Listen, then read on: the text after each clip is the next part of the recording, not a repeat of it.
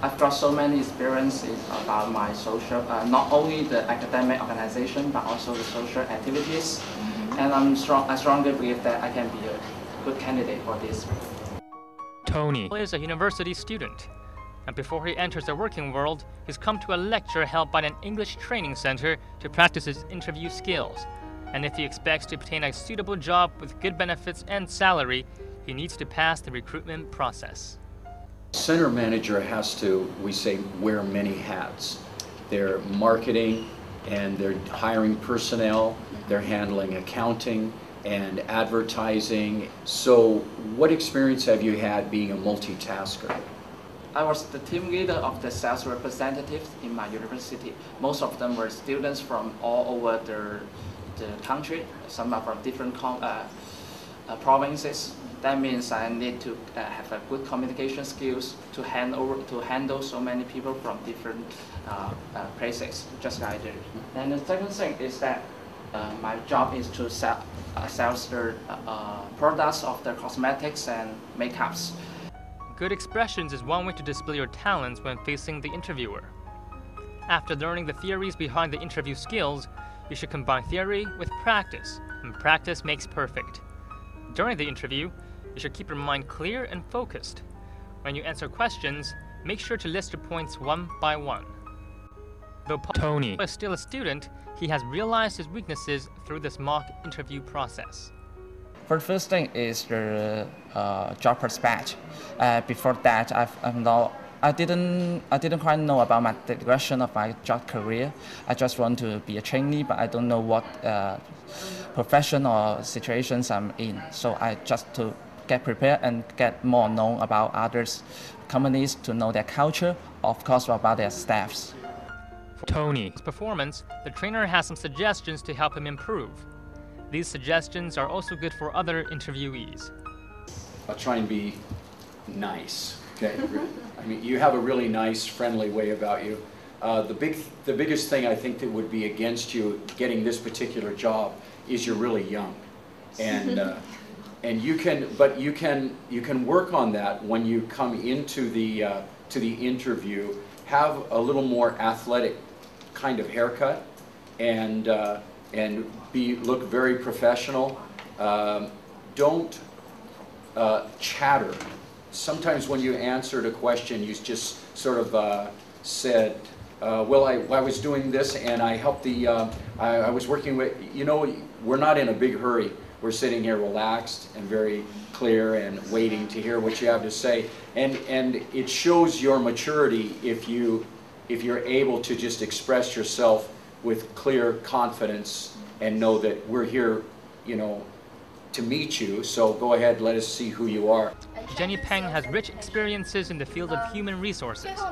From an interviewee to an interviewer, she has a lot of advices for all the interviewees on how to successfully pass the recruitment process. I think the most important thing is to well prepare for the interview, because first of all you have to understand what's the employee looking for, and also what's the job description, the requirement for the vacancy you're applying for. And the most important part for your preparation is your self-assessment. So you have to understand yourself well. What is your key strengths and your weakness related to the position you're applying for. Yeah, so be ready for interview. Good preparation is the key for the success. Do show your confidence during the interview, such as eye contact, the way you talk, communicate effectively. Do not be nervous. Do not be talk too quickly. Do not hurry up. 工作了有10年的工作经验了。这个课程比较重要的是谈到关于一个团队的一个文化，可能在以前的面试中，在这方面会 care 的比较少一些。A mock interview will not only help you to perfect your technique, but it will also allow you to get valuable feedback and coaching on your performance. And with professional advice from experts, getting your dream job will become a reality.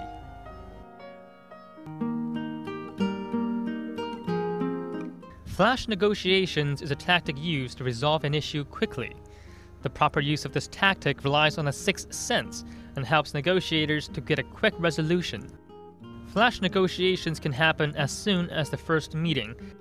Well, so many things are important, but I would say probably the most important thing is to really listen, because often when people come into a negotiation, they are quite concerned with all of the things that they need to think about. They need to remember certain items that have to be brought up and discussed. So they're thinking a lot about what they want to say and not so much about what they are able to listen to. So it's really important to listen. It might be that they're not so concerned about price as much as they are about reliability and convenience. So the main thing, find out what it is they really want. Simpson Mai. Once a salesman in the company often needs to negotiate with the customers. Before I start the negotiation, I used to, I don't prepare for everything, every details, and then go directly to talk with our customer. And after that, we find that it's very hard to follow with the contract terms, and the negotiation details is not so good, and the deal is also not so good. So we might losing some price and losing some times on the delivery, and the whole deal not efficiency and doesn't make make our deal is very good. After learning the negotiation skills taught by the English Training Center, he has found that he made some mistakes during past negotiations, and these new skills offer a lot of benefits. And after you've really listened to what it is they want, and now you're at the place where you can begin compromising, and you put out numbers and you're looking for movement and you compromise and give something to them. So you move back and forth like this for a while. When you begin, try to start a little higher than what you would really like.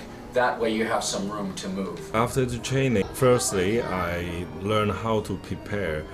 Before the negotiation, I prepare a lot of detailed information about our products and what terms we should provide to our customers, and the delivery information for everything, and also got to know everything about our customer if we have a former deal or any competitor that contact with our customer.